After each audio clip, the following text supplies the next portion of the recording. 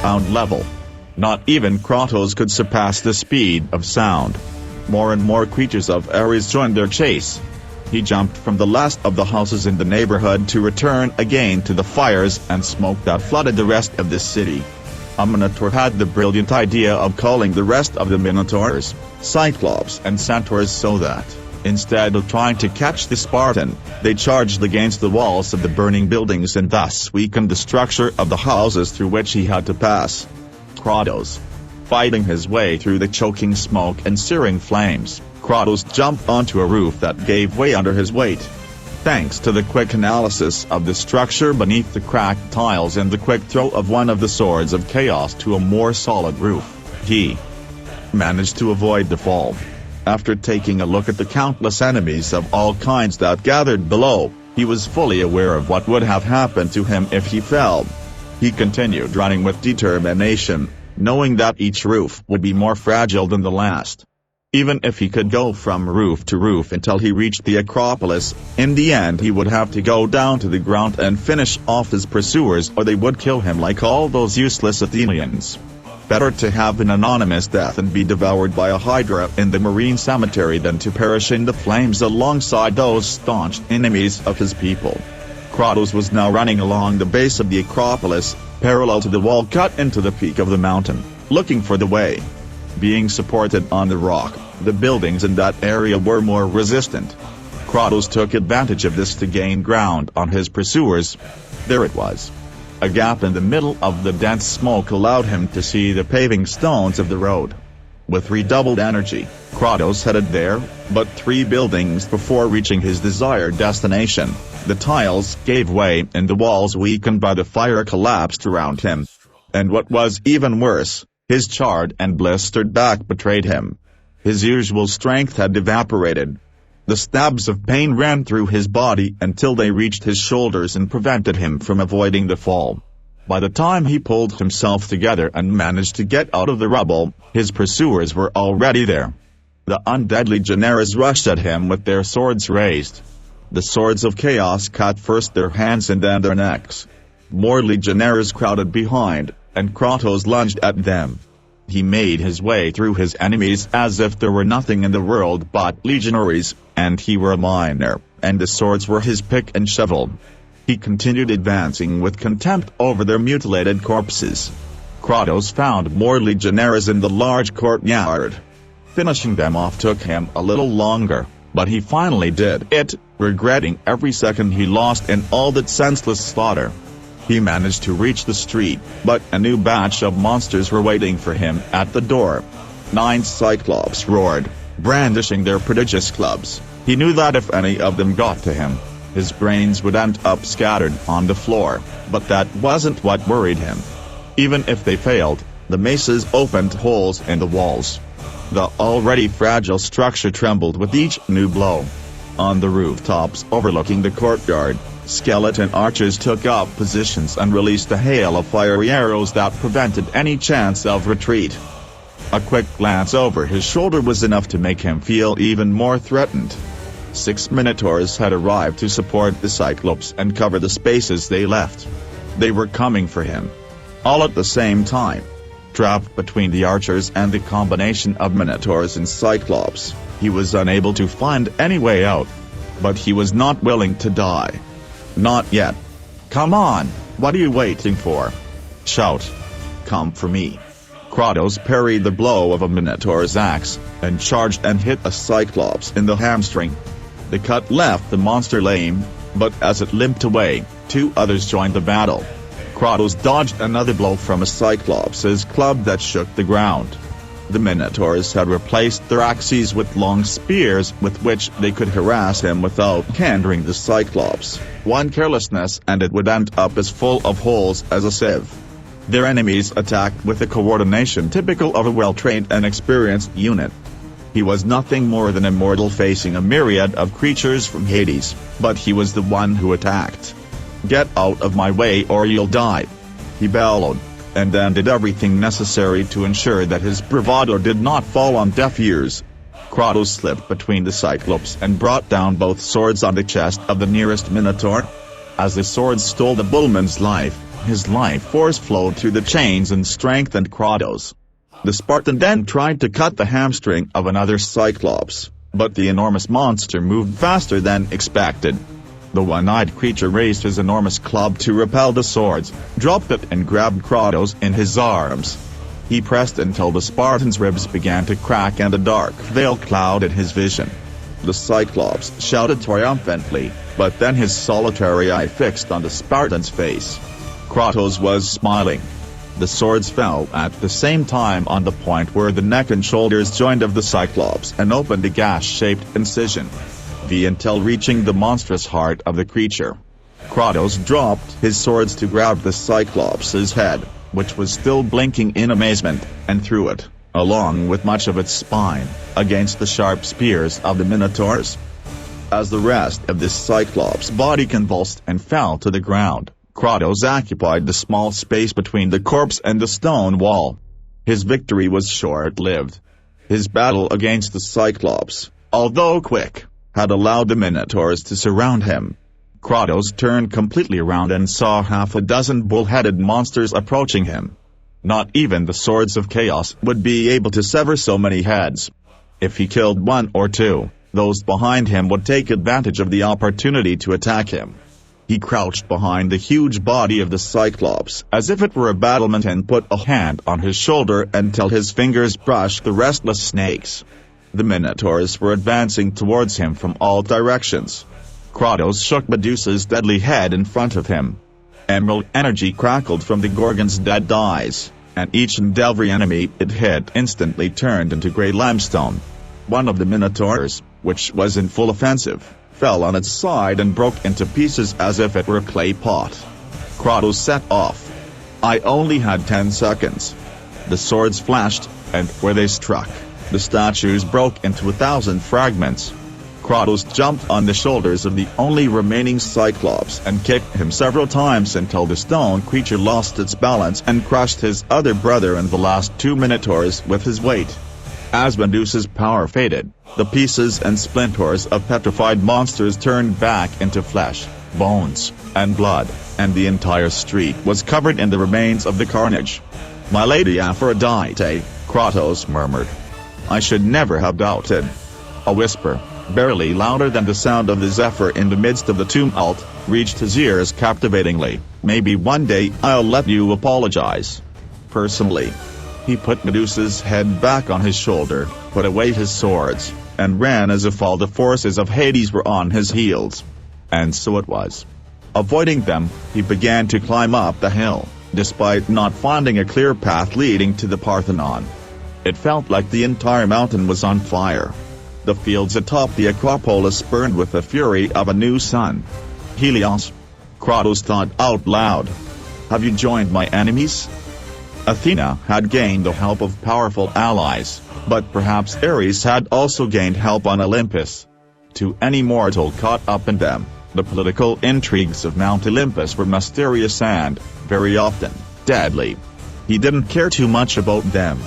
He had sworn 10 years before that anyone who stood in the way of his vengeance would be destroyed, whether man, beast, or god. He who wanted to continue living had to get out of his way.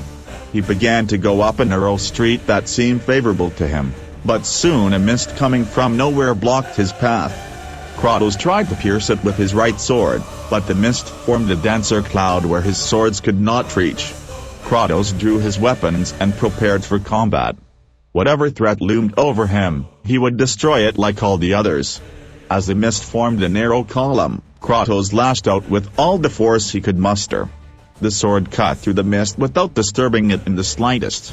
He thought about whether he should use Poseidon's wrath, or if Medusa's gaze would give the mist a shape it could hit. Before he could decide, the mist solidified and formed the figure of a tall, beautiful woman wearing only a skirt made of light cloud ribbons and a light cloth around her chest. The material it was made of was as transparent as mist, but as he looked at it, it became more and more solid. Was this some kind of succubus? A mermaid? It didn't matter. It was already solid enough. He attacked the woman with his swords with the blow that would have cut any mortal in half. She seemed to feel nothing. "Fear not, Kratos. I am the priestess of the Oracle of Athena. I am here to help you defeat Ares. In my divinations, secrets unknown to the gods themselves are revealed. Head east until you reach my temple, and I will show you how to kill a god. Wait, fortune teller. Kratos put down his swords and stared at what was once again empty space. He looked up the mountain, where the priestess had pointed. It had been a nebulous gesture amidst the ambiguous air currents. How could I interpret it accurately?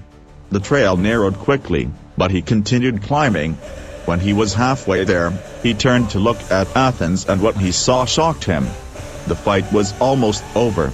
Ares screamed with evil delight, spewing fire like a volcano, as his army flooded the entire streets of the city. God of War, Kratos muttered, I have not forgotten you. For what you did that night, this city will be your grave. An earthquake shook the city center. Kratos had to brace himself better to keep from losing his balance. For a moment, the smoke from the burning buildings cleared, allowing him to see Ares. The huge god crossed over the wall and the causeway and crushed the Athenians, who were too slow to escape. The god of war shouted and made heaven and earth tremble. He bent down, picked up a soldier and threw him into the air as if he were a common insect. The scream stopped as the man crashed into the roof of a temple dedicated to Zeus. Then, Ares began to crush with his foot anyone who came within his reach, filled with rage. Ares swept through the city, destroying buildings and crushing people in the squares. All of Athens was at the mercy of the god of war, but mercy was not his strong suit. Mercy, compassion, and the ability to control his own impulses were in short supply in Ares. It was a bad night to be an Athenian. Kratos was a Spartan. Has there ever been a good night to be an Athenian? He turned his back on Ares and continued ascending towards the Acropolis. Another tremor made him lose his balance and forced him to fall to the ground when he saw a stone wall collapse right next to him. Kratos stood up again to look out over the city. Ares had unsheathed a sword the size of 10 warships and was raising it above his head. The god of war dropped it with such force that the houses on the adjacent blocks shook as the shockwave spread through the city. Ares delivered another blow, but this time Kratos was prepared not to lose his balance. He returned to the road and resumed his march towards the Parthenon. They're coming, they're here. From the roof of a nearby temple, a woman raised the alarm and then deployed a rickety ladder in front of the front door of the sacristy. An archer from the group chasing Kratos shot an arrow. The tip skewered the woman and pinned her against a wooden frame, which quickly caught fire after the explosion. Kratos crouched and slid to the side as he heard a flapping noise that he knew all too well, but this time he wasn't its target. The nauseating beast fell on a woman who was running with a child in her arms. The harpy took hold of the creature and took flight again. The woman began to scream and throw stones at him, but the harpy quickly rose several dozen meters above the ground. Then he dropped the little one. No! Kratos shouted angrily. He stepped forward and stretched out his arms, as if he could save the creature. I couldn't. The image of his beloved daughter appeared again in his eyes, and then the blood took over everything again. One more time. The woman tried to pick up her son, running towards him with her arms outstretched. When he arrived, the creature's brains were scattered among the rubble of another of the temples. The harpy descended again and this time dug its claws into the woman, who tried to resist, but tripped on a broken slab. Kratos ran and made a prodigious leap. His fingers failed to grab the harpy's wing, but they did manage to grab one of its claws. The harpy screamed, trying to free herself. Anger at the boy's death gave Kratos the determination to pull the harpy hard and prevent it from rising again. The monstrous creature fell to the ground a few meters from where the child had lost his life. With a couple of quick movements, Kratos climbed up to a place where he could smash his fist into the harpy's face. He continued hitting the monster until it was disfigured. Gasping, he grabbed the skeletal neck and threw the corpse away so that its disgusting blood would not mix with that of the deceased child. Help me, help me. The heartbroken mother said to Kratos. Inside there is a trapdoor. It's safe. If you help me, you can take refuge there. The harpies, who had just seen the end of their companion, were clear that the woman was now the easiest victim. Kratos let himself be carried away by the disgust he felt for the crimes of the Harpies. Wielding the swords of chaos, he charged. With the first blow he cut off the wing from one of them. The second severed one of its claws. A double attack of their swords separated one of the Harpies' heads from their narrow bird-like shoulders. "Run away," he told the woman. "Go find shelter." It didn't occur to the woman to ask him to accompany her. A Harpy fell down, screaming, as if it were a hawk. Kratos jumped and tried to reach the creature with his swords, but it was too far away. The woman was attacked from behind. The terrible claws tore deeply into his flesh and tore out his spine. The stranger collapsed lifeless. Kratos started running, climbed onto a box that was overturned on the floor and jumped from there with all his momentum. One of the swords slashed the Harpy's face from mouth to ear. The second sword broke his sternum with little resistance. Black blood spurted from his monstrous heart and spread all over the street. Men and Harpy fell heavily to the ground. Kratos rolled away from her and pulled at the chains around his forearms. The swords of chaos came whistling back into their power. "Over there. There it is. Kill him. Kill him for our Lord Ares." A dozen Minotaurs, followed by 6 Cyclops and 50 Legionaries were running towards him, and even more were coming from behind. They blocked the road. It was unthinkable to fight your way through. It seemed that his company was going to fail at any moment in an extremely bloody way. He took out his swords. He was Spartan. That he couldn't win was no reason to give up. Athena stared into the vast hydromantic basin at the foot of Zeus's throne. A few waves crossed it, but they came from the gusts of air that swept over Olympus. With a gesture, Athena calmed the waters so that they seemed clear as the sky. He leaned forward to get a better look at Kratos as he used Medusa's gaze. "Your mortal fights well." Athena looked up. His father had sat back on the throne and was now looking carefully at what was seen inside the basin. Could it be that Zeus was showing that he was satisfied? Not even Athena was able to accurately interpret the face of the Lord of Olympus, but she could try. He stepped aside so he could follow the scene unfolding in the pile while trying to decipher his father's expression. "I didn't know you were following the battle." "The slaughter," said Zeus, "is very entertaining. It has been many years since we have enjoyed so much gratuitous destruction. Ares has unleashed it on my beloved city," Athena replied, her voice breaking. "But Kratos' violence is Ares' fault. My brother has made him what he is." "Perhaps it is something more than that," the Lord of Olympus murmured. "No. The sack of Athens could become an epic poem. Perhaps you could ask Apollo to compose an ode to commemorate the occasion. It doesn't have to be something as elaborate as the story of Troy that Homer wrote. After all, Troy resisted 10 years against all of Greece. Athens hasn't even lasted 10 days. However, many of your soldiers are managing to die heroically. And then there's your Kratos." The Heavenly Father pointed to the hydromantic pile, which reflected the confrontation between Kratos and a flock of Harpies. His furious desire for revenge, that of an insignificant mortal against the god of war, is something to be taken into account. Really. Not even I could have gotten over it. What great praise, my Lord Father. Perhaps the largest I have ever received. He did not let it go to his head, since Zeus, the first among the Olympians, was a great strategist. Athena wondered what the reason for his interest was and if he was subtly plotting something. Whatever his machinations, Kratos played a prominent role. "I appreciate you taking such an interest in combat, Father.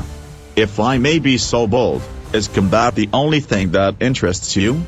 My dear daughter, this has nothing to do with you. It better be that way.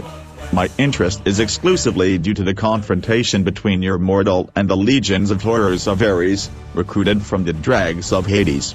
That Kratos has survived until now makes him more interesting than some gods expected.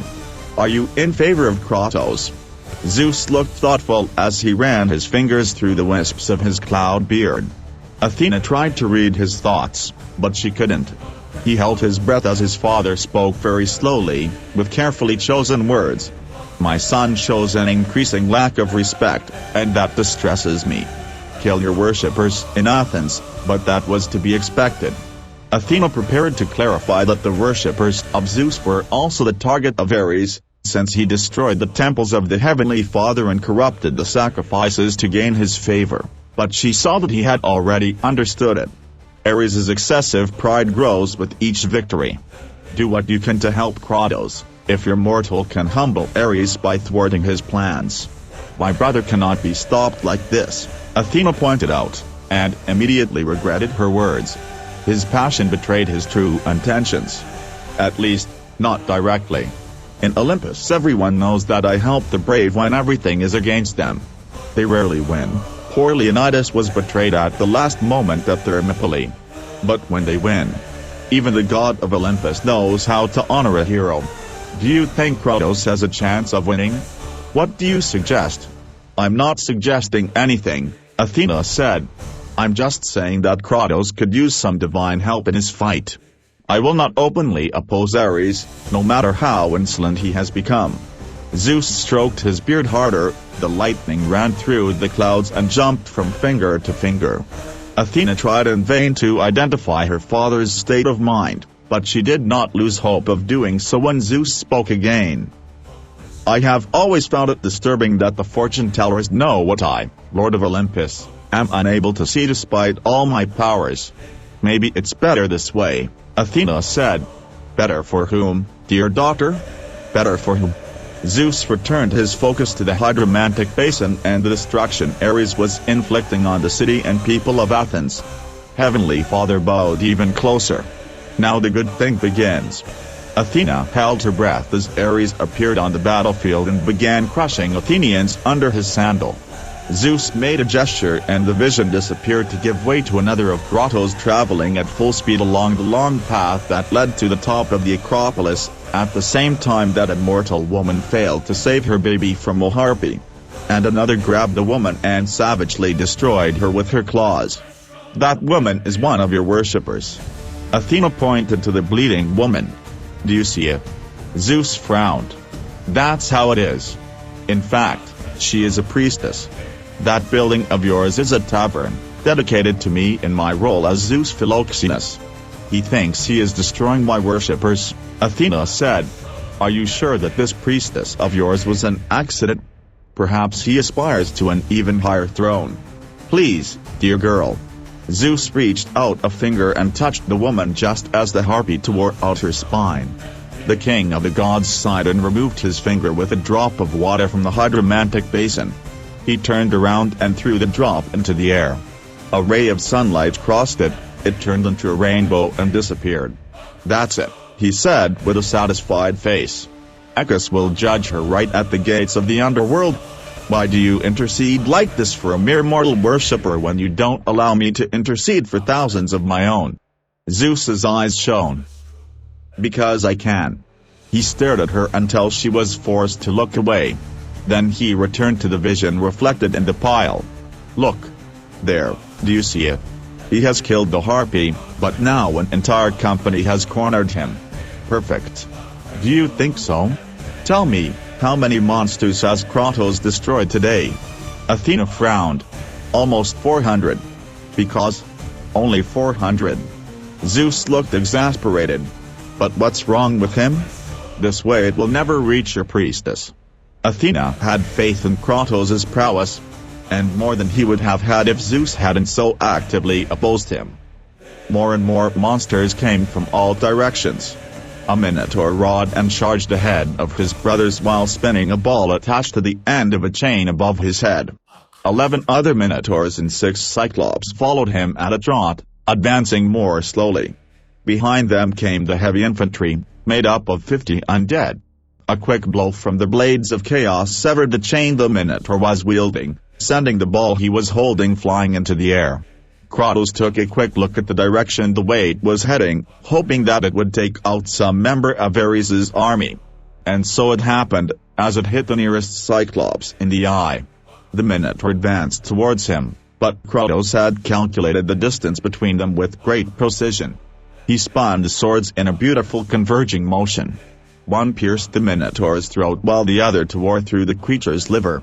The monster's legs gave way and he fell face first to the ground in a barrage of legs, horns, and spilled blood. Kratos stabbed his swords into its head and, with a strong movement of his powerful shoulders, shattered the creature's skull, spraying its brains onto its companions. The Cyclops advanced towards him with their huge clubs raised. Kratos fell to the ground and rolled between the legs of the man who had been blinded by the impact of the weight. The clubs hit the ground with a thunderous noise and made the earth shake. One of them hit the blind Cyclops' left foot, shattering his bones and splashing blood all over him. The monster screamed, raised his foot and held it with one hand, while with the other he covered his still bleeding eye. The creature jumped on its good foot while screaming in agony, and Kratos, always ready to take advantage of any favorable circumstance, continued to roll around its leg, causing more injuries, which made its screams reach an even greater volume. The monster attacked with his free hand, and somehow managed to get hold of a club from one of the other Cyclops and began to hit both himself and some of his companions. Kratos measured the distance and launched an attack. One of the blades penetrated the creature's heart from below. The edge of his other sword made a cut just below the Cyclops' knee, and he lost his balance. Despite his speed, Kratos could not prevent the gigantic body from falling on top of him and pinning him to the ground. He heard the commotion that this caused among the creatures of Ares. Helpless as he was under the trembling body of the dying Cyclops, the first thing he did was fight with all his might to free himself. And then, to breathe. The weight of the Cyclops prevented him from filling his lungs with air, and no matter how hard he tried, he was not able to breathe. Kratos tried to get up, but the mass that was crushing him was like the sand on the beach. It was filling every free space around him. His lungs seemed to be burning. With a huge scream, he tried unsuccessfully to get the Cyclops off of him. Apart from the body that imprisoned him, rage and fury also began to suffocate Kratos. He bit the hairy belly that was suffocating him, tore off the skin with his teeth and opened a cavity in the stomach. A torrent of liquids increased the threat of suffocation. The air in his lungs was running out. It bit again, tore the intestines and stomach and penetrated the Cyclops' guts as if it were a vile worm. He spat and arched his back with all his might. He inserted his head and shoulders into the cavity he had opened in the creature's body. He began to lose consciousness as everything around him turned black, but he pushed up again and collided with a huge rib. Turning to the side, he took one last bite. His teeth closed around a sinewy muscle before he fell back, half unconscious. He snorted and inhaled all the foul air his nostrils could hold. He spat out the blood in his mouth and breathed with all his might. Through the hole he had opened in the Cyclops with his teeth he could see the sky. Kratos moved to the sides, managed to remove his shoulders and free the arm that had been trapped under the weight of the Cyclops. Now he could grab the rib and pull it with all his strength. A part of the creature's body gave way.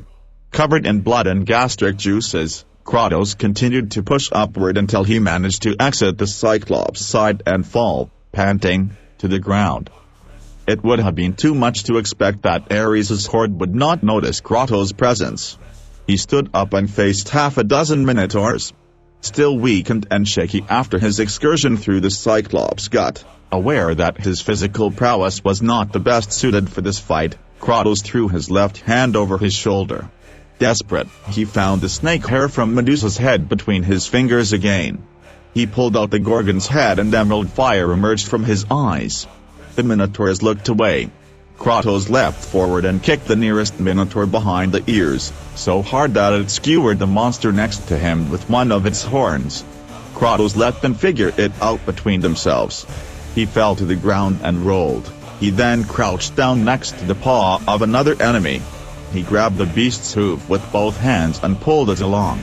If he had been able to regain his full strength, he could have broken both of his legs. The Minotaur fell heavily to the ground, but Kratos intended to cause him more than just a little pain. He stood up and lifted the Minotaur by its head. Using his entire body to gain momentum, Kratos snapped the creature's neck. The other Minotaurs began to regroup, certain that Kratos would not be able to use his magic against them again. They watched him out of the corner of their eye, prepared to look away if he stuck out Medusa's head again.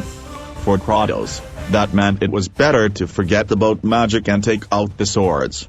The Minotaurs began to retreat as he pulled out the swords of chaos.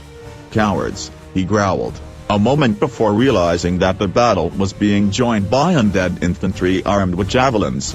The sharp steel spears began to fall around them. His only escape was in the building and the trapdoor the hapless woman had told him about. Bleeding, he returned to the entrance that the woman had indicated. The thought of retreating burned him like a red-hot iron, but this was not a retreat. He continued forward with his mission, to find the fortune-teller and hear her secret. He kicked the door shut and then locked it. Immediately, the Minotaurs began to hit it with their huge axes, causing some splinters to fly. A javelin came whistling through a window and stuck in a table a few meters away. A cheerful fire crackled in the fireplace made of stone and mortar. If it hadn't been for the javelin stuck in the table and the noises coming from outside, this would have been a pleasant place to spend an hour or two. At a quick glance, Kratos guessed that the room had been some kind of tavern, as confirmed by the multiple images of Zeus in a hospitable attitude with open arms. There was even a statue of the king of Olympus on an altar behind the fireplace. In the statue, as in the frescoes throughout the room, Zeus appeared with open arms and a welcoming face. The woman had talked about a trapdoor, although at first glance none could be seen, nor were there carpets or tiles that could hide any type of exit. Kratos squinted as the fireplace. That building had been built in honor of Zeus Philoxenus, guarantor of hospitality.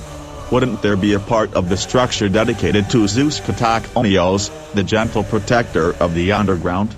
Kratos took out the blades of chaos and crouched down to examine the fireplace. As was common in taverns, the fireplace had been built in the center of the room, in a ring of stone and mortar set on a slab of limestone thick enough to prevent the heat from damaging the wooden boards that covered the floor. Despite Kratos' best efforts, neither the chimney nor the slab beneath it moved to the side, up, or down.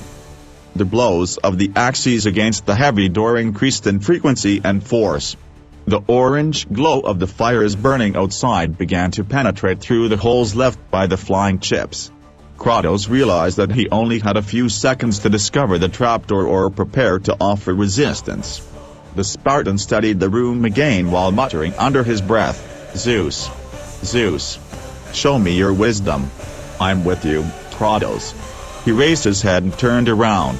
Had that voice reached his ears or had he just heard it inside his head?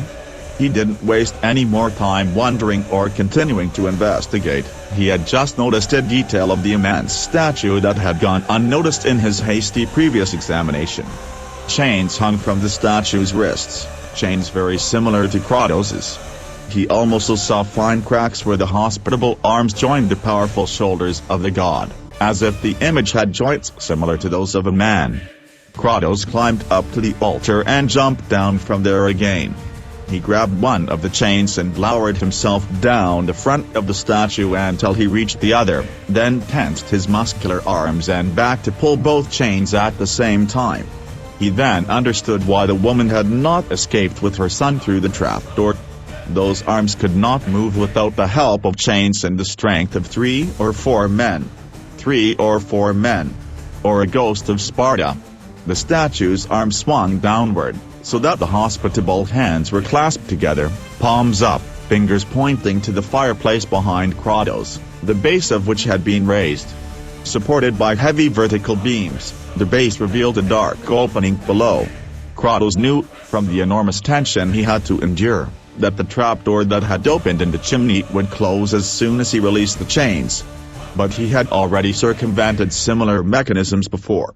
He braced his feet against the hips of the marble Zeus and pushed himself with all his strength. The moment he released the chains, he quickly jumped as the hearth slab fell like a rock from the top of a cliff. Kratos snuck headfirst into the hole just before the slab closed the opening, rubbing against the back of his sandals. After falling heavily, in the middle of the darkness, on the damp stone floor, he cast a cautious glance at the slab that had just closed over his head. No fissure allowed even the slightest crack of light to pass through. Unless the Minotaurs were much smarter than he thought, or more determined to find him than they seemed, they would never find out how he had managed to escape.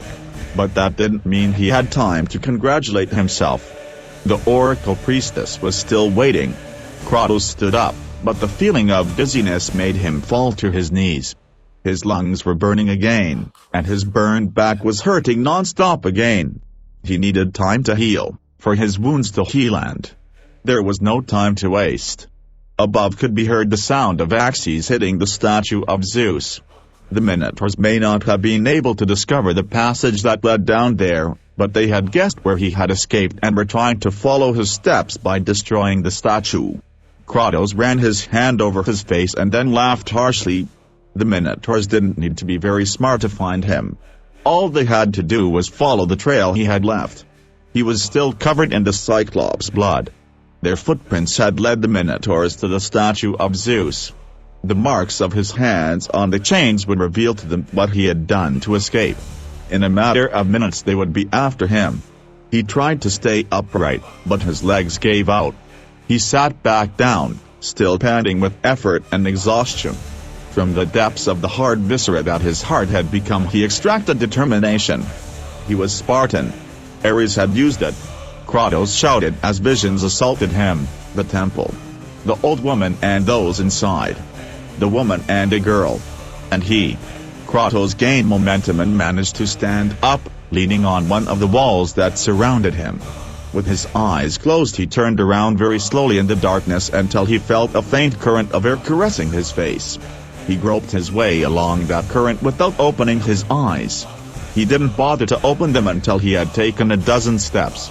His eyes had already become accustomed to the darkness and he immediately spotted a small glow at the end of a long, narrow tunnel. He walked with sure steps towards the light, alert in case there were any traps along the way. If he had been the builder of that escape route, he would have dug a hole so that some unsuspecting intruder would break a leg by falling into it. A more ambitious builder might have placed tripwires, staked hammers, or other hazards that the innkeepers and customers would know how to avoid, but not their pursuers, who would be in for a nasty surprise. There was more and more light and fewer parts covered by shadows. He had not encountered any traps. He began to walk faster. He had almost started running when someone called his name. Kratos. He thought Ares had found the tunnel and had come for him in person. He tremblingly gripped his swords, directing them toward a small point that glowed in the darkness. "Let me see you. We can solve this here and now." His muscles trembled with weakness, but if the time had come to face his final enemy, he would die like a Spartan. The sudden glare forced him to cover his face with one of his arms. Squinting, he saw an enormously muscular man emerge from a sunlight glow in the blue summer sky.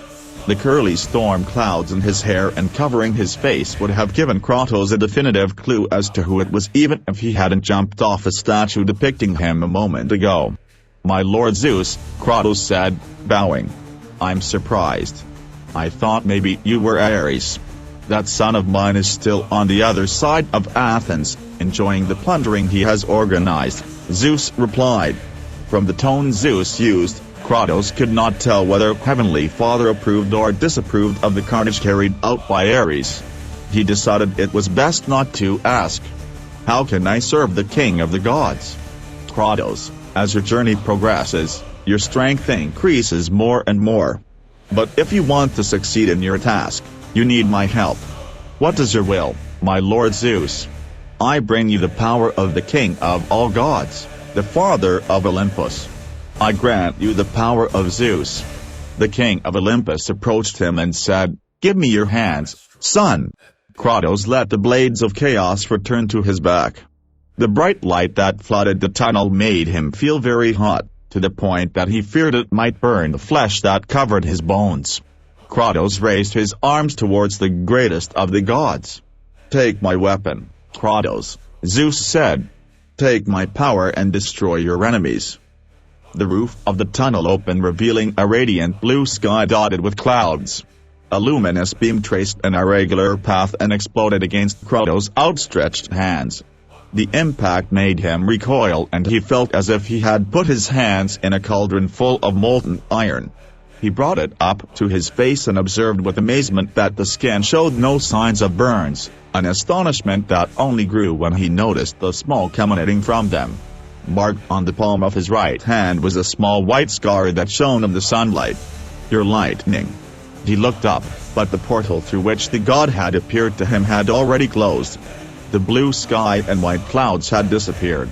He only saw Earth and the routes that ran through it. He was still in the exit tunnel. But the scar on the palm of his right hand shone so brightly that it was difficult for him to look closely. Kratos reached back over his right shoulder, as if preparing to throw a javelin. He grunted in surprise as a solid bolt of lightning manifested in his hand. When he threw it forward, it made its way through the tunnel at more speed than he could have imagined. The detonation caused the final end of the tunnel to begin to collapse and reveal a gap in the sky that covered the Acropolis. Kratos headed there, but again he heard a voice, without knowing for sure if it came from inside or outside his head. "Go back and fight." Kratos stopped, still weak from the last confrontation. And the fortune teller. "Destroy 300 more monsters and it will be waiting for you when you arrive." Kratos was tired of wandering underground, with the strength of a crying baby and too weak to stand. He drew his hand back, and when he brought it forward again he threw a beam of light that illuminated the entire length of the tunnel. The lightning destroyed the beams that supported the slab that served as the base of the chimney and caused everything to collapse and break into pieces while the floor of the tunnel was filled with embers. Kratos gave a nod of approval. The lightning bolt had made him regain his strength and made much of the weakness in his muscles disappear. Being so close to a divine power made him rejuvenate.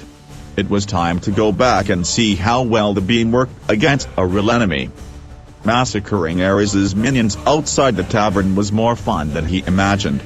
By granting him the power of lightning, Zeus had restored the rest of his magical powers. Poseidon's wrath crackled with more lethal fury than before. Medusa's gaze turned creatures to stone by the dozen, and Zeus's thunderbolt shattered into pieces. Prodigious to the monstrous petrified mob. Best of all, the flow of powerful magic that emerged from the palm of his right hand when he used lightning caused all of his wounds to heal. His back, once badly injured by Ares' fire, stopped bothering him, no matter how much he stretched or made sudden movements. After launching a few bolts of lightning, Ares' vassals fled, giving Kratos the opportunity to bathe in the fountain and wash off some of the Cyclops' blood that was still attached to his body. When he finished his ablutions, he felt strong enough to move forward and overcome all the difficulties that Ares put in his path. He discovered the action sequence with which he obtained the best results. First he jumped between a group of monsters and invoked the wrath of Poseidon. Then he took out the Gorgon's head and turned them all into stone, taking advantage of the fact that the wrath of Poseidon left them too stunned to look away. Then he would make a quick raid into the middle of a new platoon of undead legionaries, and from there he would throw a lightning bolt at the place where it came from, and while the petrified monsters jumped to pieces, he would once again begin to use the fire of Poseidon's wrath on them. New enemies around him. He became so familiar with Medusa's gaze that he was able to turn the harpies into stone as they fell on him, making them fall as if they were sharp catapult stones capable of cutting off the lives of half a dozen undead in a single blow. He also discovered that the bronze armor of the legionaries, when struck by Zeus's lightning bolt, presented an interesting characteristic. If any other similarly equipped undead were nearby, the lightning bolt bounced from monster to monster and made them explode in a disconcerting succession, as if they were chestnuts thrown into a bonfire.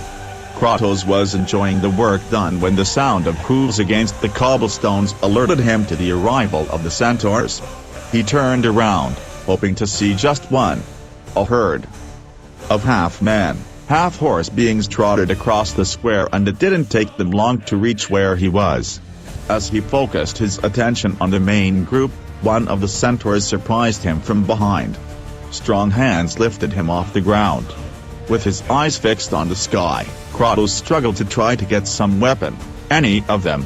He immediately realized that this way he would not be able to offer resistance. He threw his feet up and his body back and managed to get away from the centaur. The horseman neighed furiously as Kratos fell onto his rump, his legs dangling on either side of the equine being's body. "You are the one my lord Ares is looking for." The centaur turned and tried to punch him in the head. The Spartan dodged it without difficulty and threw forward a loop of the chain that was fused to the bones of his forearms. He did not draw the swords of chaos, he only tightened the chain that went from the hilt to his flesh as if it were an iron gallows. Kratos leaned his body back in an attempt to strangle the centaur. The creature tried in vain to free itself from the chain around its throat. He stood on his hind legs and reared up, trying to make Kratos fall to the ground. The ghost of Sparta grabbed the chain as if it were bridles or reins. He leaned forward, approached the human side of the monster, and wrapped his legs around it, resting his heels on the creature's belly. The centaur continued galloping and Kratos forced him to go to the place in the middle of the herd that he considered most appropriate. At the last moment, he released the chain and raised his right hand. The star-shaped mark burned furiously and Kratos released Zeus's lightning bolt. The Spartan did not aim at the centaur's bodies, but at the place where they were standing. The ground melted beneath their hooves, forcing them back and colliding with each other. Not satisfied yet, Kratos launched another beam, this time aimed at his horseshoes. Just as it happened with the bronze armor of the legionnaires, sparks and flames jumped out of the metal horseshoes and ignited until none of the centaurs in the herd had all four legs intact. Many lost all four until the spur. None of them were able to continue fighting. Kratos dismounted from the centaur, but before he could draw the swords of chaos to end his life, the creature galloped away and let out a sharp neigh of terror. As much as he loved the incredible power that Zeus's gift had, Kratos realized that he had to keep moving forward and find the Oracle Priestess. He lost count of the number of monsters he had destroyed. When no opponent was left alive, the road was covered with corpses, one on top of the other, scattered in all directions. He didn't bother to count them. Despite what Zeus had assured him, he felt that time was against him. Kratos moved quickly up the steep road, then slowed to a few long strides. As he ran, he anticipated the different possibilities that could await him, but above all he thought about the Oracle and the mysterious secret of how a mortal could end the life of a god. So absorbed was he that as he rounded a bend in the path he collided with an undead legionnaire in armor. The corpse warrior fell spectacularly to the ground. The noise that his bones made when they collided with the sword and the shield echoed throughout the Acropolis. Kratos recovered faster than the skeleton, took out the swords of chaos and decapitated the undead with a single blow. Kratos laughed. No one could stand up to the ghost of Sparta. When he saw a dozen legionaries coming down the path alerted by the noise, his laughter sounded even louder. These legionaries wore sturdy armor and were incredibly well armed. Through the feathered bronze helmets, the ice sockets, hollow and airy, glowed like the embers of a fire in a dark room. They also wore bucklers studded with brass nails. Some brandished their sides, but almost all carried swords and advanced in an iron, well-disciplined formation. A single lightning bolt was enough to shatter them. The voracious explosion advanced in a zigzag, like lightning coming from Mount Olympus itself. The trio of legionnaires leading the platoon jumped into the air. The same thing happened to the next row, and the next, and the next. Kratos cautiously stepped over the bones and remains of the legionnaires' corpses. On one side of the road there was a bronze helmet, smoke was still coming out of the black feathers, as was the skull inside. Melted swords and broken helmets lay strewn across the road. Kratos stared in wonder at the white scar on the palm of his hand. Then he pushed her out of his sight. If by accident one of the rays were fired, his death, in addition to being ridiculous, would be instantaneous. He began to walk again with the long stride with which he had begun along the path, which became steeper and steeper. At certain points, the pilgrims had carefully carved footprints into the rock to help weaker supplicants. As if he were in a deep dream, he was no longer ascending the Acropolis of Athens towards the Parthenon, but rather he was walking along a winding path with thousands of footprints marked in the air. It was becoming increasingly difficult to breathe, and his legs, those tireless legs capable of covering 50 miles in a single day, began to ache from the effort. He came to a bridge that spanned a deep gorge. 50 Athenians, perhaps more, walked along it towards the temple of Athena with large wicker baskets for offerings. Now he understood how it was possible that the temple of the oracle had resisted the attacks of the god of war. It was not located in the Parthenon, but at the top of a magically hidden path that only the devout could see and walk. As he hurried across the bridge, a very high-pitched whistle filled everything. He looked up and saw a ball of fire descending from the heavens. He thought that although he could not see the path that led to the temple, Ares could see him. The Spartan dropped to the ground and rolled to the side. The sticky burning fire did not reach him this time, but spilled all over the bridge. The cries of dozens of supplicants rose in unison. Some jumped off the bridge and fell onto the rocks a few dozen meters below, burning like small suns falling into the void. Those who were hit by the Greek fire on the bridge changed their skin for charcoal shrouds. Their screams chilled the blood. Horribly burned, trapped in their soothed covers, every second of life was an instant of eternal agony. But someone took pity on them. Perhaps it was Athena, or perhaps Zeus himself, for with the screeching sound of bronze hitting stone the bridge collapsed, and the fire-scorched Athenians were granted the grace of finding death against the rocks at the bottom of the gorge. Krotos ran down the path and stared into the abyss. From what he had just witnessed, he thought that Ares's fireballs would have destroyed the entire bridge, but more than half of the construction was still standing, although it was tilted upwards, out of Krotos' reach and controlled by winch. That was on the other side of the gorge. A small, strong man was struggling with one of the arms of the winch with the intention of keeping it fixed where it was. "Stop!" Krotos shouted. "Make the bridge go down. I have to get to the temple." "Go away," replied the bridge keeper. "Monsters are everywhere. There are entire companies going up the trail. If you really love the goddess, help me destroy the bridge. I am at the service of Athena.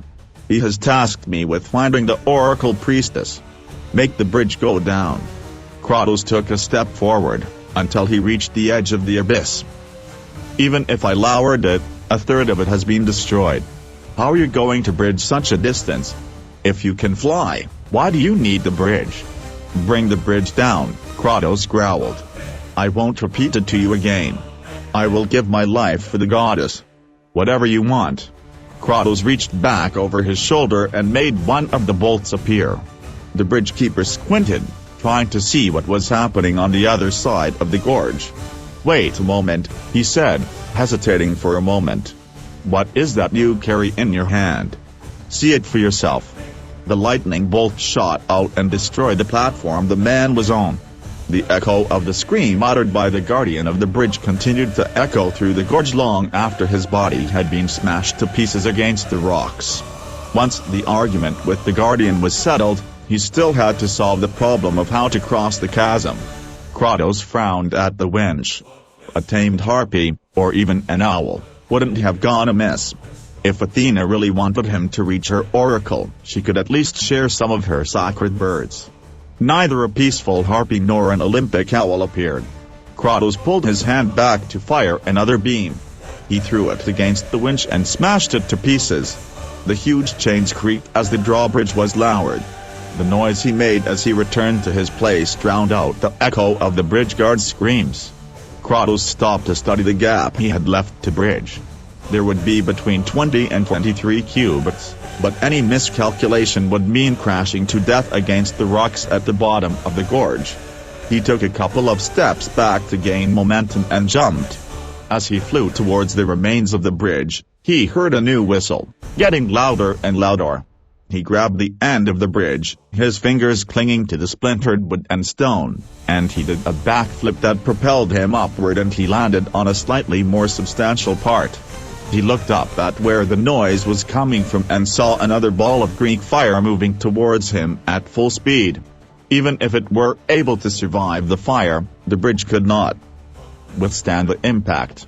Kratos had no intention of following in the footsteps of the bridge guardian, nor did he want his body to become part of the pile of bloody corpses that were piled up below. He acted hastily. Without time to make a conscious decision, he released another bolt of lightning, which crossed the night in the direction of the fireball. The detonation caused Ares' projectile to explode in all directions.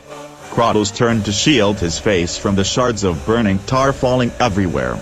He already had enough scars on his face. Some of those fragments caught just above the arch of the bridge. Kratos jumped to the other side, trying to get ahead of the incipient flames, but before he reached the rock ledge, he felt the entire structure shift under his feet, jerk a few times, and finally crumble. Kratos climbed the burning boards as best he could, as if they were a ladder, and reached the path carved into the rock just before the bridge collapsed into the abyss. Kratos stared for a moment at the rocky precipice that opened at his feet. The guardian of the bridge must have been smiling back in Hades. Unless it could fly, no monster could cross that chasm. He turned around and started walking again. The steep path turned into a stepped path that led directly to the top of the mountain. At the top stood a large tiered structure, 3 or 4 times the size of the Parthenon and 10 times its height, built of marble elegantly covered in pure gold. As he climbed the stairs, sounds of strife reached his ears. He tensed all his muscles and put his hands behind his back. The blades of chaos whistled briefly through the air, leaving a trail of sparks behind them. Kratos entered the temple with a light step and in silence until he found the origin of that clanging of swords. Freshly shed blood splashed across a large sacrificial area in the center of the temple.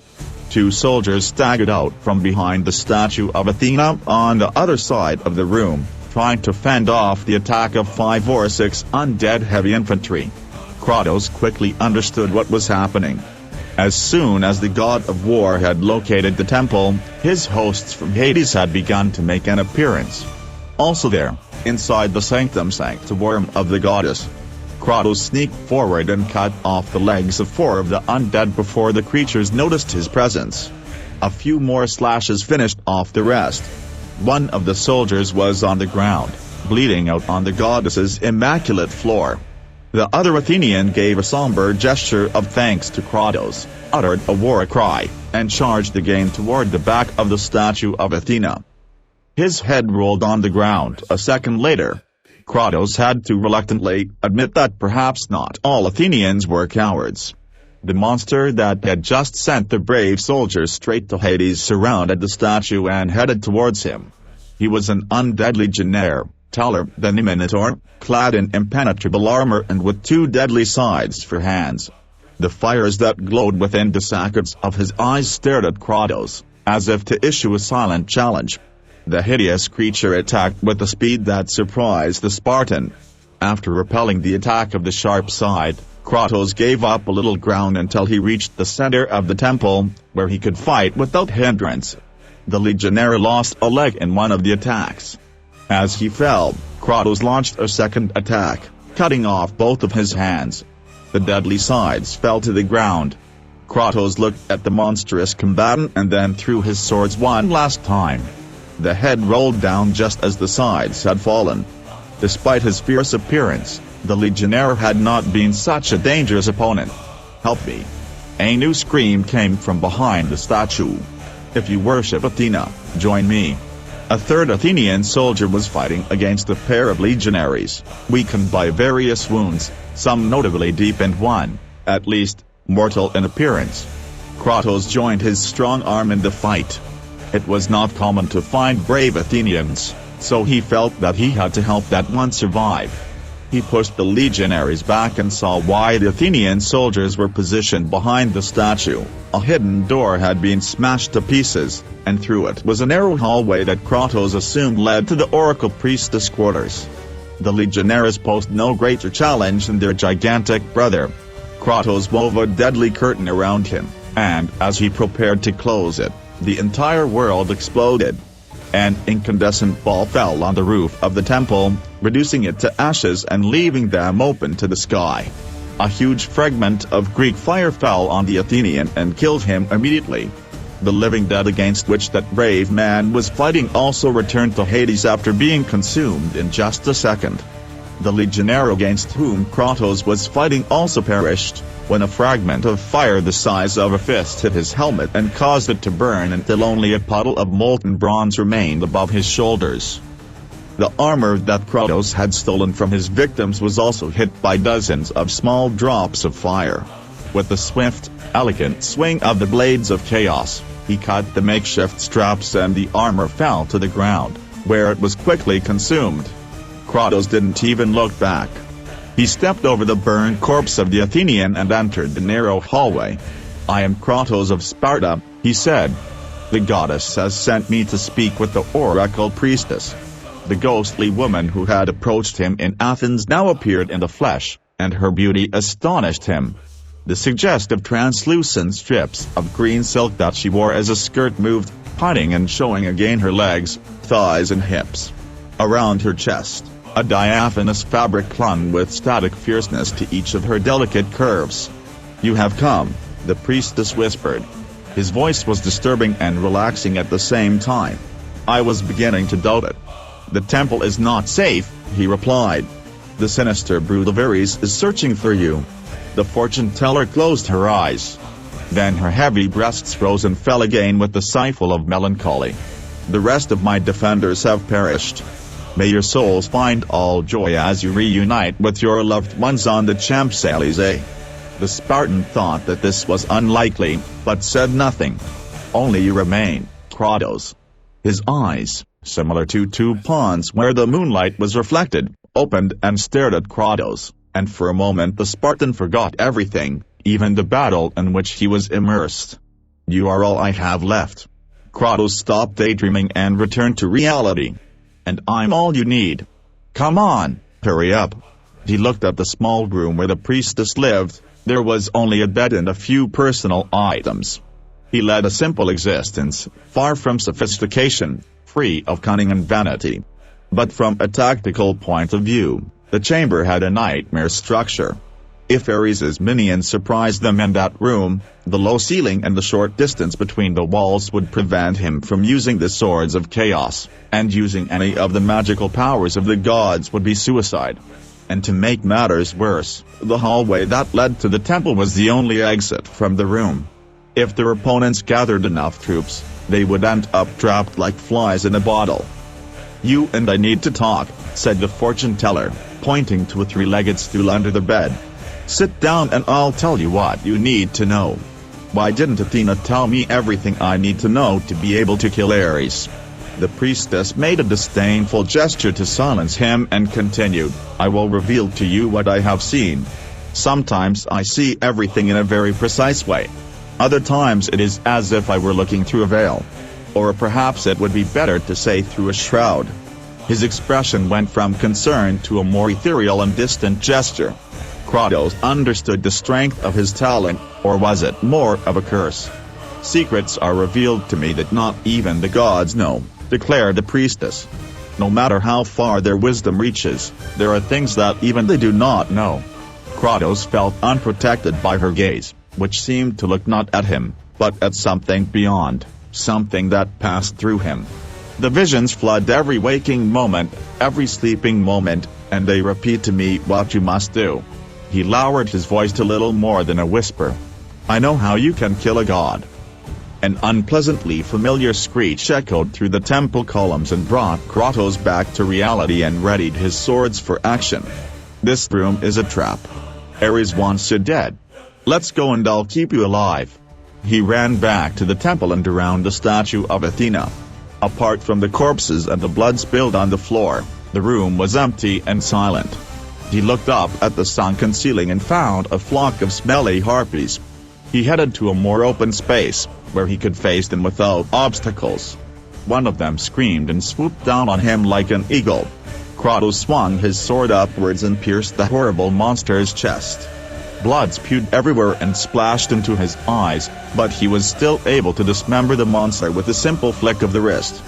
Blinking hard to clear the blood from his eyes, he slashed through the air. More shrieking harpies fell on him. Their swords dug into the monstrous flesh again and again, but he too received a few lashes from their claws. When he was finally able to wipe the blood from his eyes, he saw several wounded harpies on the temple floor trying to slip away. Their wounds oozed occur as they tried to crawl with the help of their leathery wings. When one realized how he was watching them, she began to scream, and all of them in unison ground their sharp teeth in a threat. Kratos passed his hand over his eyes again and approached them to kill them. Inverted exclamation mark Kratos. The terrified voice of the fortune teller made Kratos rush back towards the statue of Athena. Two harpies held the priestess with their disgusting claws. He leapt towards them with swords at the ready. He had witnessed how easily a single harpy could end a mortal's life. The inevitable memory of the little boy smashed to pieces against the Athenian cobblestones made his rage surface again. However, this time they seemed to have a very different plan for their prisoner. They flapped their wings in the air and lifted the woman off the ground. His strong claws dug into the fortune teller's shoulders. The harpies screamed with infernal joy and took flight with the woman hanging from their claws. Kratos! He shouted, his voice trembling with desperation. Kratos, save me! He jumped with all his might, but another harpy had calculated his trajectory and swooped down on his back like a hawk on a rabbit. He thrashed around screaming, and with a single slash, the blades of chaos severed one of his wings and the top of his head. Unaware that she was mortally wounded, the shrill creature dug its claws into her with all its fury. A second attack of the swords caused the claws to release the arms they had grasped and they fell to the temple floor. But that moment of distraction was going to cost him dearly. Before he could recover to jump again, the harpies carrying the oracle priestess, followed by all her sisters, flapped their wings vigorously and disappeared through the hole in the ceiling. Kratos watched helplessly as the disgusting creatures and their prey disappeared into the dark night clouds. Alone in the temple, Kratos turned to the pale statue of Athena and spread his hands. He did not offer any prayers to the gods, he cursed them. He then designed a plan to rescue the fortune teller. It didn't seem like the goddess was going to send him any sign of impending inspiration. Kratos would have to fend for himself and devise a plan for himself. As usual, he looked through the smoking hole in the temple roof to see if he could spot the harpies and the fortune teller, but to no avail. He ran out of there and walked around the temple, trying to think despite the fury that overwhelmed him. How was he going to rescue the holy woman if he couldn't even see where she was? Zeus's lightning bolt would also kill the woman along with the harpies. Medusa's gaze could work, but for that it would have to be positioned so that it could catch the priestess in her fall. The chances of her crashing to the ground holding onto two stone harpies, or of turning to stone herself, made the plan not very attractive. In order to use the wrath of Poseidon he had to have the winged raptors practically within reach, and if he managed to get his hands on them he would no longer need any magical power to do what he had to do. A bow, he thought, remembering with nostalgia the wonderful bow the Athenian had given him before he died in the breach in the wall. A bow and 2 arrows. He would only need 2 arrows to hit the harpies and take them down. As he was desperately looking at the sky, it took him a while to notice a screeching sound coming from one side of the temple. Kratos walked around the building until he saw a freshly dug grave. Seeing that some dirt was coming out of the hole, he took a few steps back. He advanced cautiously, without being very clear about what was happening. As a hand emerged from the edge of the stone, Kratos drew the blades of chaos and prepared for combat. Stammering and grunting under his breath, an old man covered in dirty rags peeked out from the edge of the grave.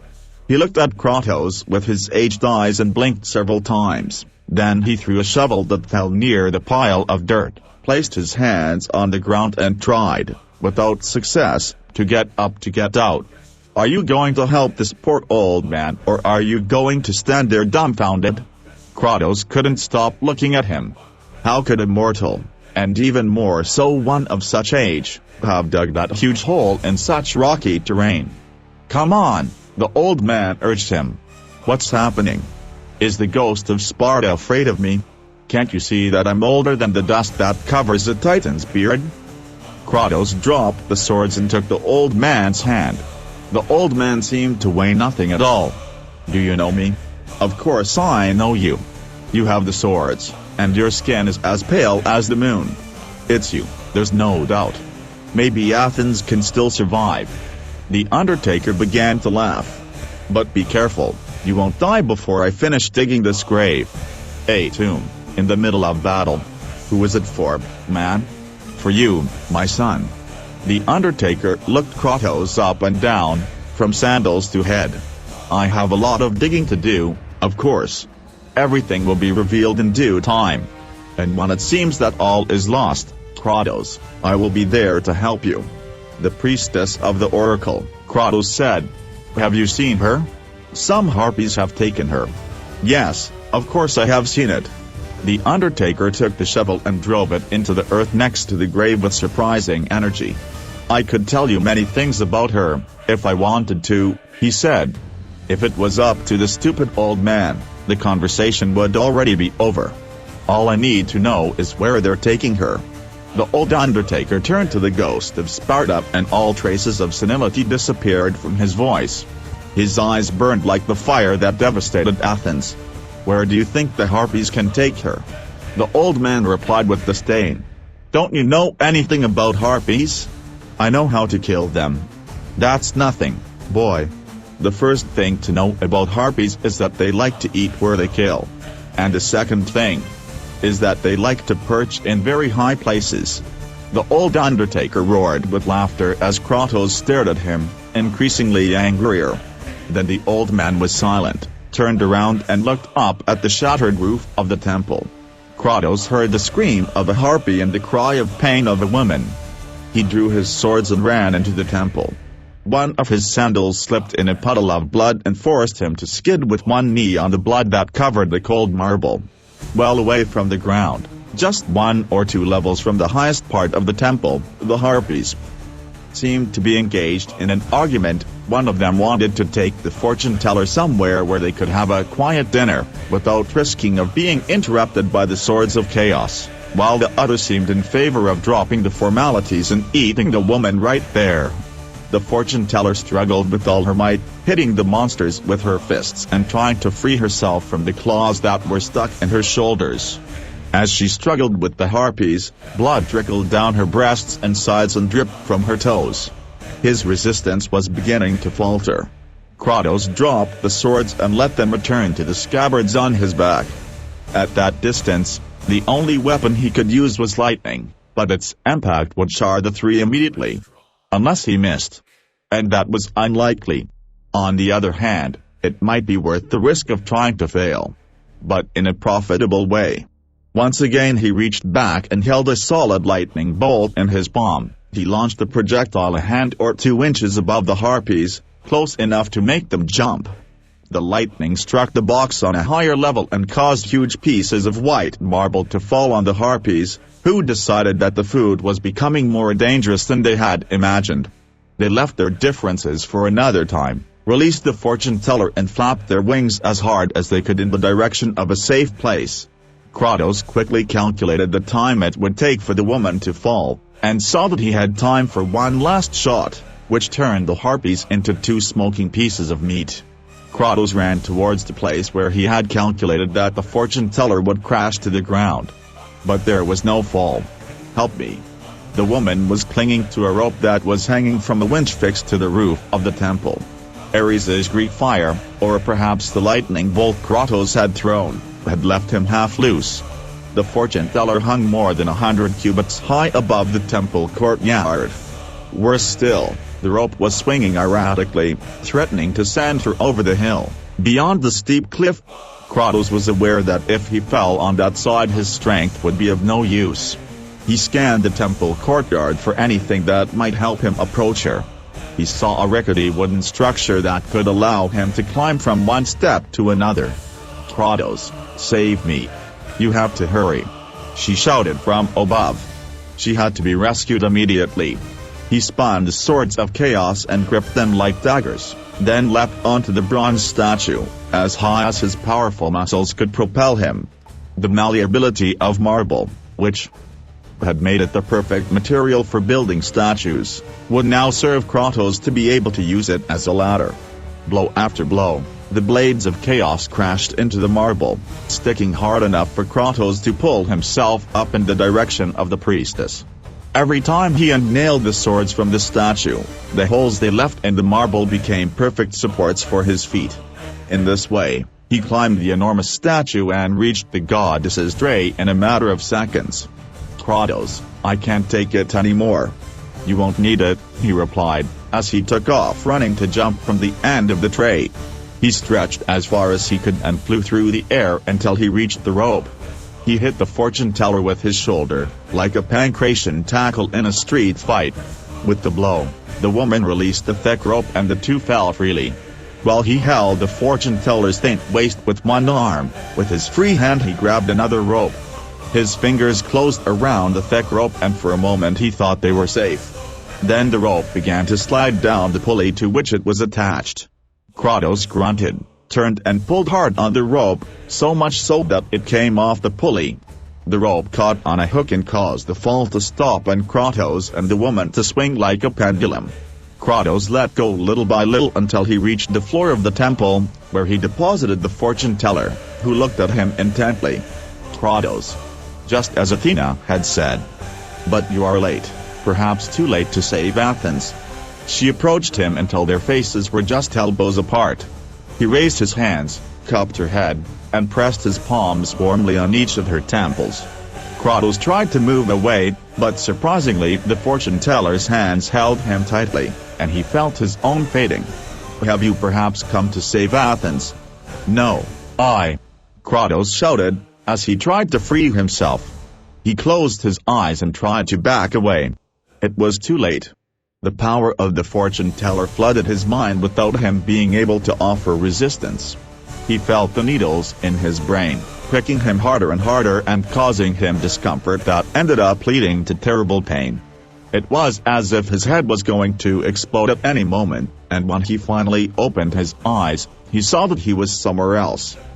He was mounted on horseback, brandishing a sword above his head and exhorting his troops to attack the barbarians in the middle of the bloody battlefield. "Follow me, men of Sparta. Even if we are only 50 we will fight as if we were 1,000.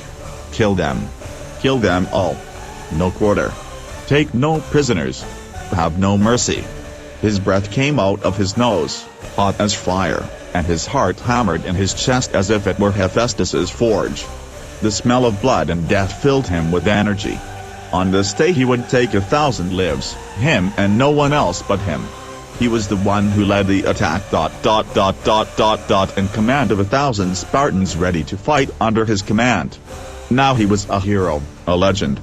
The Spartans vie for the honor of serving under the command of the legendary Kratos. As they added victories, the numbers did not stop growing. He always carried 2 swords during combat. When the first one lost its edge by cutting off enemy bones and flesh, he discarded it and took the other, which served him with the next 10 or hundreds of adversaries until it also lost its edge. Then he collected the enemy weapons abandoned after the death or flight of their bearers so that the carnage not only did not stop, but did not even slow down. His brave soldiers looked to him for guidance, the kind of guidance a legendary commander could offer. He taught them the lesson he himself had learned. He taught them how to kill. No quarter. Take no prisoners. Have no mercy. The combat became a stage on which Kratos carried out his performance. He killed for the god of war, he killed for the glory of Sparta, he killed for the simple pleasure of seeing man fall under his sword. Everyone feared him, both allies and enemies. All except one person. His calm, patient wife, who seemed to be the only mortal brave enough not to bow to his fury. "When will you have enough, Kratos? When will all this end? When the glory of Sparta is known throughout the world?" She made a gesture as if chasing away a persistent insect. "The glory of Sparta," he repeated with all the sarcasm he was capable of. "What does that mean exactly?" Do you really know this, or are you just repeating the excuses you give yourself to justify your bloodlust?" She pulled her daughter against her lap, and the outburst of rage gave way to a resigned melancholy. "You don't fight for Sparta. You do all those things for yourself." Before Krotos could respond, he saw that his wife changed, aged, and tears of blood began to flow from her eyes, tears that turned into fire as they ran down her cheeks. Where they fell, a wall of fire rose that stood between Krotos and his wife, just like the flames that his men lit to subdue their enemies and hear the cries of their women. The blinding fire burned his flesh. But his wife, she was on the other side. On the other side of. The priestess of Athena's oracle removed her hands from his temples and stared at him with a bloodless appearance. "By all the gods! How did Athena send someone like you?" Krotos grabbed her neck with his powerful hand. "Get out of my head." For a moment, the thought of breaking her precious neck shook him inside, like a banner suddenly fluttering in the wind. Memories of the war, the trumpets and the screams of horror and despair still echoed in his head. He pushed her away from him and threw her on the floor of the temple. She sat down and placed her hands on the floor without taking her eyes off him. Then he stood up and stood before the ghost of Sparta without showing any fear. "Choose your enemies well, Krotos." He walked away from him towards the temple wall, where Krotos saw the vague outline of a door. Next to her, on the wall, was an engraved insignia, and there the fortune teller stopped. "Your brute strength will not be enough to destroy Ares." He placed his hand on the insignia and made the wall disappear and the door open. "There is only one item in the world that will allow you to defeat a god." The powerful light emerging from the portal forced Krotos to first squint and then protect them with his muscular arm. A wave of hot air hit him, as if he were standing in front of the open door of an oven. What lay beyond stunned him. That door had to lead to the night and the precipices that surrounded the temple. But as he regained his sight, he noticed that behind the door the midday light was shining and only a vast surface of sand was visible. The fortune teller did not show any sign of surprise or surprise. "Pandora's box lies beyond the walls of Athens, hidden by the gods in the desert to the east," he said with quiet conviction. "Only with his power will you be able to defeat Ares." She stepped aside and returned her unreadable eyes to him. Krotos feared no man, nor any god, but he could not help but avoid the gaze of the priestess of Athena's oracle. He had penetrated the hidden terrain inside his head and had witnessed everything of which he was ashamed. "Be careful, Krotos. Many have set out in search of Pandora's box. None have returned." He pointed to the door. "Go through the doors that lead to the desert, Krotos. There begins the path that leads to Pandora's box. Only in this way can you defeat Ares and save Athens. There is no other way, Krotos, there is no other way." His voice faded until it became a whisper devoured by the desert wind. Krotos ran out of the temple and in a few minutes skirted the slopes of the sacred mountain. Before him loomed a rickety door, guarded only by the enormous statue of a hoplite. He crossed it without stopping.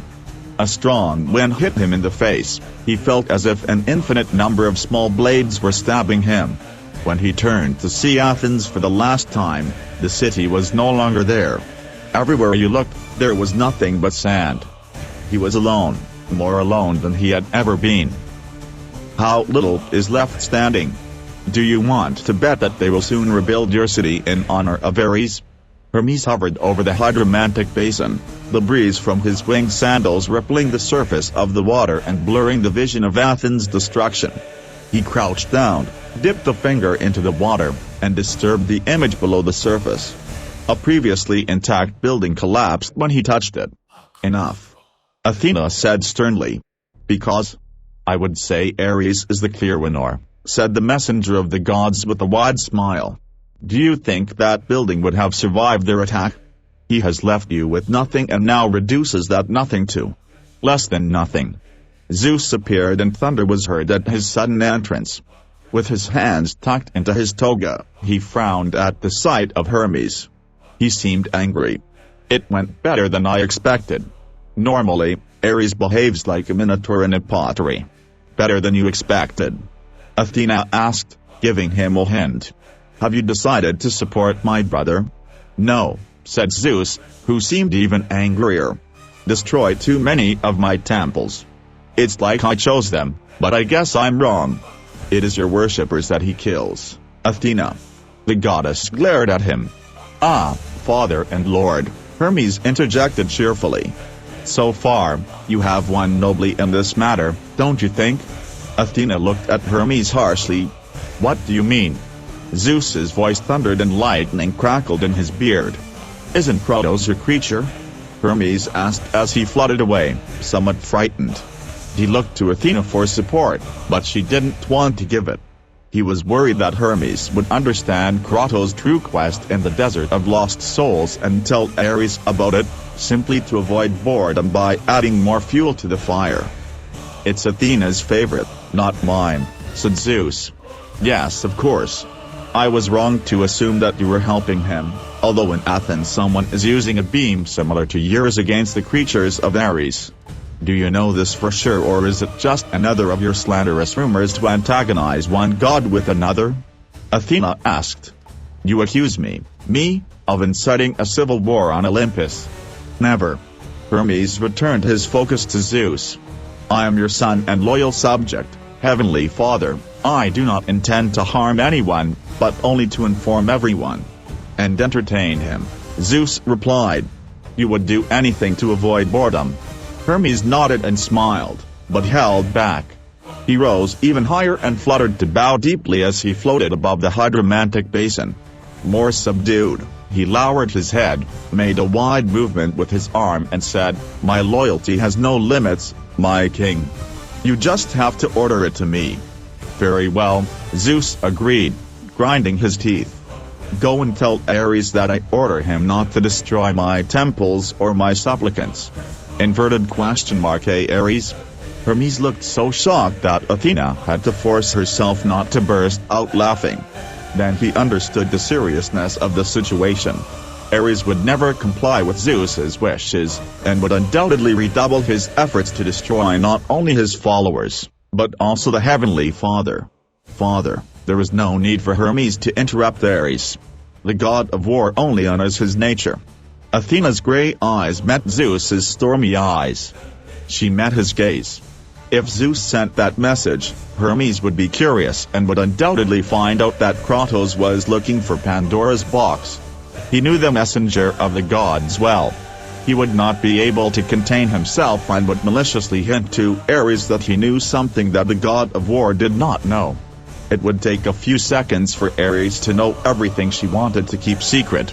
Pandora's box, Athena thought in amazement. Kratos must find her before Ares realizes that his search poses a danger to him.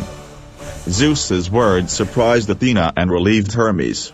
"You don't need to deliver the message to Ares," Zeus corrected. "Can I help you in any other way, Father?" Hermes was almost sputtering with relief at not having to deliver the message. Usually, the messenger of the gods enjoyed discord and was above the content of the news.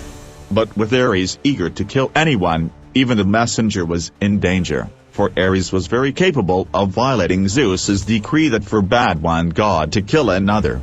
"Father," Athena said, choosing her words carefully, "mortals are the most affected by my brother's wrath. If Hermes alerted our priests and priestesses and told them the best way to escape, they could save themselves." "Then let's get to work," Zeus agreed. "I want this conflict to end." Zeus continued to grumble as he stroked his beard, then looked at Athena harshly. "You haven't provoked your brother to destroy my temples in order to humiliate me, have you, daughter?" "No, Father. I would never collaborate in the destruction of my city. Not even to save your favorite mortal. Kratos means nothing to me," Athena replied, forcing herself to remain calm. If he didn't dare provoke Ares for fear of him hunting down Kratos, he also didn't want Zeus to know what he was doing. He had no idea how the king of the gods would react to the fact that a mortal wanted to kill not only a god, but Ares, his own son. "Leave," Zeus ordered Hermes in a thunderous voice. Hermes paced around the room to gain speed, and his winged sandals made him rise to the clouds that surrounded Olympus. I thought he'd never leave, Zeus grumbled, settling into the throne. When he looked at the goddess of wisdom, the gravity of authority darkened his eyes. I didn't want to say it in front of Hermes, you know he tells everything, but I'm getting more and more worried about you, Athena. Ares has wreaked absolute destruction. Maybe in a week or two you won't have any worshippers left. It hasn't been easy, she admitted. He has won the battle. Deep down I knew I would, but I can still win the war. She looked at her father for any hint that could help her. Really? Zeus asked, somewhat sad. I have a lot of faith in your powers, my daughter, but so far you have not fought back. If she admitted that she had not done anything, it would arouse Zeus's suspicions, since it was unlike her. He looked like he was genuinely worried, and that caused Athena to make a brave confession. He had been worried that his father would hinder Kratos if he discovered that there was a way for a mortal to destroy a god. But perhaps he would remain neutral, or even help his brave hero. It was a risk, but one he had to take to avoid unwanted interference. That's about to change. Athena squinted to look at the chariot of Helios floating in the eternal summer noon of Olympus. If everything has gone as planned, my fortune teller in Athens will have opened the portal to the desert of lost souls and sent Kratos there. What is Kratos looking for? Athena paused, wary of her father's power and his possible opposition. Then, security covered her like a cloak. He told him about the object Kratos was looking for, revealed in the fortune teller's divination. Zeus sat up on his throne. A lump formed in his throat. The box. Yes, father, she said, serious but satisfied. Pandora's box. Lost in the blinding sand, Kratos had no idea where to direct his steps. His eyes were watering so much that anyone would have sworn he had been swimming in the sea, had it not been for the fact that there was grit in his mouth and his nose was full of dust. Kratos lowered his head and trudged forward. He was well aware that there were an infinite number of wrong directions, and only one right one. Or so I hoped. There was no way to know if there was a correct direction to walk. The fortune teller had made the visions appear that tormented him with nightmares. His handsome face had reflected disgust at what he had seen in Kratos' head. It was easy for him to imagine that she might have decided that a man as corrupt and evil as he admitted himself to be would be better off forever deprived of the company of men. I could have sent him to die in that terrible desert. Or worse still, he could have been sent to that terrible desert so as not to die.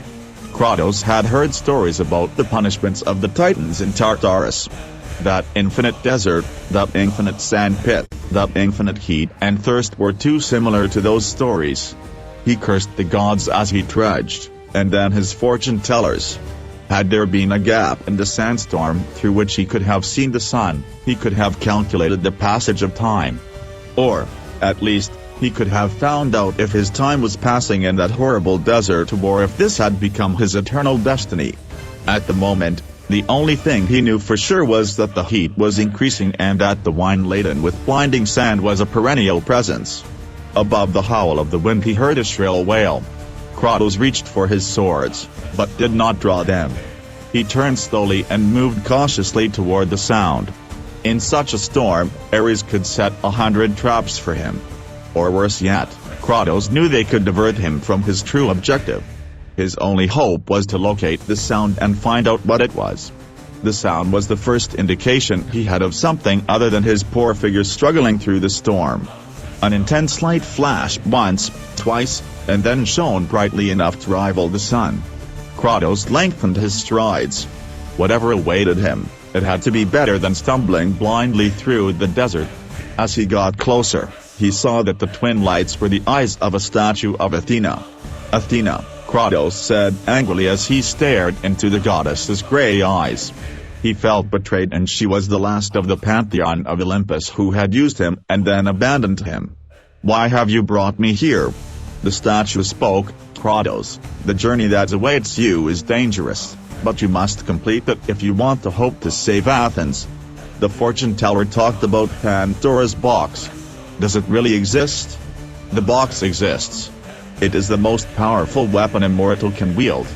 Can I defeat Ares with it? The box makes many things possible. That's why it is well hidden, beyond the desert of lost souls. For a brief moment, the clouds of churning sand dissipated and Kratos saw the horizon. As quickly as the window had opened, it closed again. There is a safe passage through the deadly sand, but only those who hear the song of the sirens will find it, for only the sirens can guide you to Kronos, the Titan. Zeus has ordered him to wander eternally in the desert with Pandora's temple chained to his back, until the swirling sand separates his flesh from his bones. How can I find it? Trust the song of the sirens, Kratos. Your journey starts here. Pray that he leads you back to Athens with Pandora's box. Remember this, look for the top, because only death awaits you below. Without the box there is no escape. How can I resist the song of the sirens? Kratos asked. The statue of Athena did not answer him. He approached her and saw that her eyes were still marble globes. The spirit of the goddess had left the statue, and him too. He held back his rising anger. Advice, nothing more. Kratos gritted his teeth and continued to trudge forward. It was beyond mortals to understand the designs of the gods. It was what his mother told him before he turned 7, before they took him away from her to begin his training. I had always assumed that this meant nothing more than, shut up and obey. When he set out, he saw that the statue had changed. He now had his right arm raised and pointed towards the desert. As he turned to continue in that direction, he heard the faint wailing again. He stood up a little more, facing the wind. Now he knew that that sound was the song of the sirens of the desert. Athena had shown him the way but, as usual, had not given him the slightest clue on how to pass the sirens' test. He assumed that the goddess trusted him to find out for himself, or that, if his cunning was not up to the challenge, he would resort to his innate violence and the swords of chaos. Odysseus had plugged his crow's ears with beeswax while he remained chained to the mast of his boat. Kratos had nothing with which to block that seductive and insistent sound. Even at this distance, he could feel his heart racing and his body responding to his call. If he succumbed, they would eat him for dinner. As he walked, Kratos covered his ears with his hands, hoping to muffle the insidious singing. It didn't work. He found himself walking faster, searching for the creatures through the sandstorm, wanting them as he had never wanted anyone. A heavy flutter of wings made him look up. Through the clouds of dust he saw a harpy struggling to carry a body hanging by its claws. The monster turned and disappeared into the storm, but Kratos knew it was carrying the body to the mermaids. Once, on the battlefield at the gates of Sparta, he had come across 2 mermaids and had ordered his men to shoot them with arrows. The mermaids had feasted on the dead from both sides, greedily swallowing human flesh and staining themselves with blood. His screams of agony cost Kratos 3 expert archers. As he died, the sirens let out a scream so high that the men's heads burst. Kratos ordered the corpses of the mermaids to be torn into pieces so small that even the crows disdained them, and then scattered them to the 4 winds, so that the shadows of the monsters would wander eternally and without rest over the face of the earth. He pressed his palms harder against his ears. The song of the sirens became much more tempting. The wind subsided and its evil song rose and filled Kratos with an irresistible desire. Soon, he spotted a dune in which the wind had carved sinuous furrows. Beyond were the ruins of an ancient temple. Maybe that was the home of the mermaids. Then he saw them, 4 tall, spectral creatures floating across the plaza that preceded the ruined temple. The seductive song of the sirens weakened Kratos.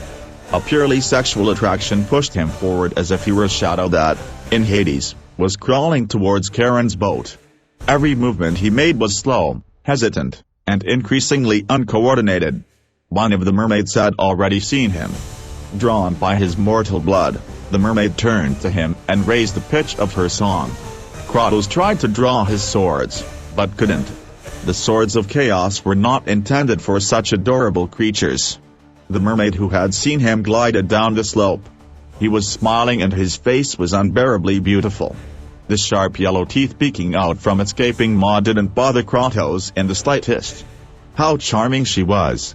And his charm grew as he approached. "Come to me, lover. I want you as much as you want me." The siren's song traveled in her voice. Kratos knew the meaning of the song. He knew it sang the melody of his doom, and yet he couldn't resist. With enormous force of will, he forced himself to raise a hand to his shoulder. Fingers brushed the hilt of a sword. The siren didn't even flinch. He knew well the power of his vile song. "It is not necessary, lover. Come to me and love me. I love you. I want to feel you in my arms." His resistance faded as he walked towards the most beautiful woman in the world. Kratos put his arms around her and pulled her towards him. He jumped when he noticed a bite. "A love bite, my dearest," she cooed. "Do you like it? You want me to give you more, many more?" She felt blood from her neck wound running down her chest, but Kratos knew she loved him, and he wanted her above all others. Even more than the twin daughters of Aphrodite. Even more than Laura and. Kratos backed away and struggled to free himself from the warm embrace of a woman he felt a huge attraction for. "No," Kratos said. "Can't." The singing filled his ears, strident at first, and now so melodious that it made him cry. His lover sang for him. He sang a captivating song of love and desire. For him and only him. "Another love bite," she said. He backed away again as blood began to gush from the other side of his neck. Blood spilled in battle, not an loving encounter, he thought. He stretched out his arms and pushed hard. The siren let out a screech of raw fury that momentarily broke the spell. Kratos saw the mermaid as she was, and then she sang. He sang her a melody so charming and persuasive that he knew she wanted him more than anyone in the world. "But she's not my wife. My wife and my daughter," he thought. His memories haunted him even as he noticed more love bites. The pain outweighed the pleasure. He had known pain, a lot of pain. He focused on it. And in his wife.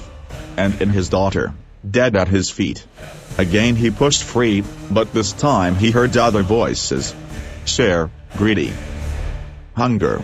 We are all hungry. You have to give it to us." The voices became shrill and the lovely, loving melody faded in his ears. "My wife. My daughter." Kratos raised his hand and felt the energy flow. The fury of Zeus grew. But against his lover, his loving and affectionate lover. He could not. Not like that. The cacophony of demands to devour his flesh increased as the siren song subsided. Kratos sank deep into his being, and the visions, the nightmares solidified his resolve. Lightning erupted from the palm of his hand. A force greater than anything he had felt before lifted him into the air, rolling and tumbling. He crashed, dazed, into the sand. Looking up, he saw the lifeless mermaids fallen around him. He shook off the sand and stood up, aware that he had destroyed only a few of the creatures with the power of Zeus. 3 more sirens advanced towards him. Kratos had never seen such adorable and affectionate creatures, but he did not fall under their spell. He immediately understood why. The mermaids had started fighting over him. He put his hand to his neck and found fresh bite marks. He was bleeding profusely from all of them.